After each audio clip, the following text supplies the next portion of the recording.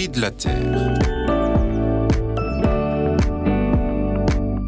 Christiane Lambert, vous êtes la présidente du comité des organisations professionnelles agricoles. Vous revenez aujourd'hui dans votre chronique sur les causes des manifestations agricoles qui se sont déroulées en France et dans de nombreux pays européens. On vous écoute. Les manifestations agricoles qui se sont déroulées en France et dans de très nombreux pays européens ont donné lieu à des débats très importants sur les chaînes d'infos, dans les radios et dans les journaux.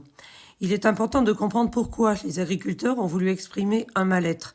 Il est important aussi de voir que les gouvernants ont compris cette difficulté d'appréhender l'ensemble des enjeux qui sont aujourd'hui devant l'agriculture. Produire en respectant l'environnement, produire une alimentation saine, sécurisée, diversifiée, mais abordable pour les consommateurs et rentable pour les agriculteurs.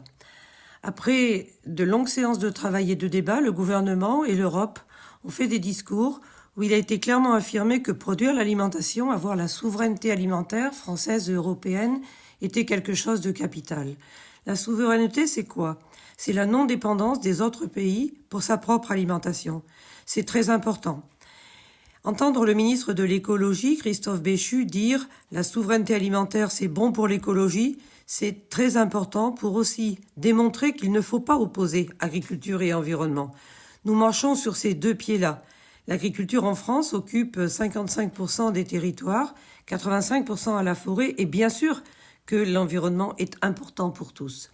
Alors que ces débats qui ont eu lieu aient permis plus d'explications, plus de compréhension, c'est aussi en voisinage propre la capacité à comprendre l'évolution des métiers de l'agriculture, la construction de nouveaux bâtiments, la construction de réserves d'eau pour faire face à les sécheresses, que ces difficultés aient débouché sur plus de compréhension serait certainement la meilleure nouvelle pour cette année 2024 et pour les agriculteurs, jeunes et moins jeunes, et tous les candidats à l'installation.